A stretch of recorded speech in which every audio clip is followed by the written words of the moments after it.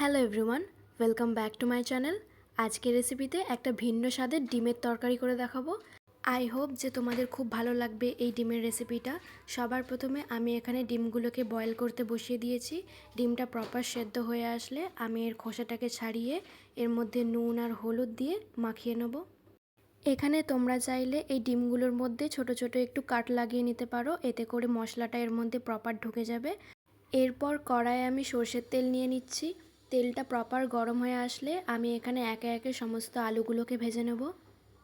আলুগুলো সামান্য তেলের মধ্যে নাড়াচাড়া করে নেওয়ার পরে আমি এর মধ্যে সামান্য পরিমাণে নুন অ্যাড করে দিচ্ছি, এতে করে আলুটা তাড়াতাড়ি সেদ্ধ হয়ে যাবে। মোটামুটি এখানে 80% আলুগুলোকে কিন্তু কুক করে নিতে হবে, তাই জন্য আমি একটা ঢাকনা ওপর থেকে চাপা দিয়ে দিচ্ছি। এইভাবেই মিনিট 5 কিন্তু ঢাকনা দিয়ে দিয়ে রান্না করলে আলুগুলো খুব তাড়াতাড়ি সেদ্ধ হয়ে যাবে। আর ঢাকনাগুলো খুলে খুলে কিন্তু মাঝে মাঝে এরকমভাবে আলুগুলোকে নাড়াচাড়া করে নিতে হবে, এতে করে আলুগুলো প্রপার সেদ্ধ হয়ে যাবে। অন্যদিকে আমার এই সমস্ত উপকরণগুলোও রেডি আছে। এবার আমরা মশলার পেস্ট রেডি করে নেব। সবার প্রথমে আমি এখানে নিয়ে নেব রসুন, আদা, টমেটো, কাঁচা লঙ্কা আর জিরে। এবার এই সমস্ত উপকরণগুলোকে একটা ফাইন পেস্ট রেডি করে নিতে হবে। আর অন্যদিকে কিন্তু আমি কিছুটা পরিমাণে রসুন আলাদা করে গ্রেট করে রেখে দিয়েছি, তোমরা হয়তো দেখতে পেরেছো। এখানে আলুটা আমাদের এবার ভাজা হয়ে গেছে। এবারে ওর মধ্যে একে একে সমস্ত ডিমগুলোকে দিয়ে একটু লাল লাল করে ব্রাউন কালার যতক্ষণ না হয়ে আসছে ততক্ষণ কিন্তু ভেজে নিতে হবে। ডিমটা ভাজার পরে আমি এখানে কিছু গোটা গরম মশলা আর সামান্য পরিমাণে জিরে ওই একই তেলের মধ্যে ফোড়নে দিয়ে দেবো। মোটামুটি যখন হালকা ফোড়নটা হয়ে আসবে তখন এর মধ্যে গ্রেট করে রাখা রসুনটা এর মধ্যে দিয়ে দেবো। রসুনের প্রপার কাঁচা গন্ধটা বেরিয়ে আসলে আমি এর মধ্যে পেঁয়াজটা দিয়ে দেবো। পেঁয়াজটা দেওয়ার পরে হয়তো তোমরা নোটিস করেছো এখানে কিন্তু তেলের পরিমাণটা একটু কম আছে। তোমরা চাইলে তেলের পরিমাণটা বাড়িয়ে নিতে পারো, তবে আমি অল্প পরিমাণে তেল দেওয়াই পছন্দ করি। আর যারা এই রকম অল্প তেলে রান্না করা পছন্দ করো তারা নিশ্চয়ই জানো একটু পেশেন্স নিয়ে এই রান্নাগুলো তৈরি করতে হয়। আর গ্যাসের ফ্লেমটা কিন্তু লো টু মিডিয়ামে রেখেই এই সমস্ত পেঁয়াজটাকে ভেজে নিতে হবে। এই পর্যায়ে আমি পেঁয়াজটা খুব একটা বেশি ভাজবো না। হালকা যখন সফট হয়ে আসবে তখন এর মধ্যে আগে থাকতে যে মশলাটা আমরা পেস্ট রেডি করেছিলাম সেটা আমি এর মধ্যে দিয়ে হালকা নাড়াচাড়া করে নেব। আর তারপরে যে গুঁড়ো মশলাগুলো বাকি থাকবে একে একে আমি সেগুলো অ্যাড করে দেবো। দিয়ে দিচ্ছি ধনে গুঁড়ো, নুন আর হলুদ। এবারে এই সমস্ত উপকরণগুলো খুব ভালো করে মিশিয়ে নিচ্ছি।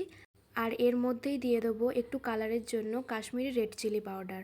আর আজকের এই ডিমের রেসিপিটা একটু ভিন্ন রকমের হবে, আমি প্রথমেই বলেছিলাম, তাই এক্সট্রা স্বাদের জন্য কিন্তু আমি এখানে একটু চিকেন মশলাও অ্যাড করে দিয়েছি। এবারে সামান্য পরিমাণে জল দিয়ে এই গ্রেভিটাকে আমি তৈরি হতে দেবো।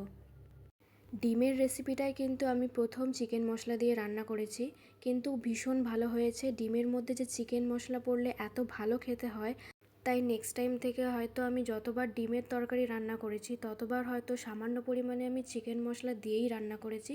এতে করে কিন্তু ফ্লেভারটা বেশ ভালো আসে। তোমরা একবার অবশ্যই ট্রাই করে দেখবে। এবারে এই মশলা থেকে যখন প্রপার তেলটা বেরিয়ে আসবে তখন আমি এর মধ্যে ভেজে রাখা আলুগুলোকে অ্যাড করে এই গ্রেভিটার সাথে খুব ভালো করে মাখিয়ে কষিয়ে নিতে হবে। আমি এখানে সামান্য কিছুটা জল দিয়ে আবারও একটু মশলাটাকে কষিয়ে নিচ্ছি। মশলা কিন্তু যত ভালো কষাবে তত ভালো এর টেস্ট আসবে। এই পর্যায়ে দেখো মশলাটা কিন্তু আমার প্রায় শুকনো হয়ে এসেছে। এবারে আমি গরম জল এর মধ্যে অ্যাড করে দেবো। গ্রেভির পরিমাণটা তোমাদের পছন্দ মতনই রাখবে। আমি এখানে অল্প পরিমাণেই রেখেছি, কিন্তু ঝোলটা যেহেতু ফুটবে আবার ডিমগুলোকেও দিয়ে ফোটাবো, তাই জন্য আমি এখানে সেরকম অনুযায়ী আমি এখানে ঝোলটা রেখেছি। নর্মালি তোমাদের কাছে এই ঝোলের পরিমাণটা এখন একটু বেশি মনে হতে পারে, কিন্তু এই ডিমগুলোকে দিয়ে ফোটানোর পরে শেষমেশ কিন্তু ঝোলের পরিমাণটা কমেই যাবে। আর এই গ্রেভির পরিমাণটা অল্প হোক বা বেশি এতে করে কিন্তু টেস্টের কোনো ডিফারেন্স আসবে না।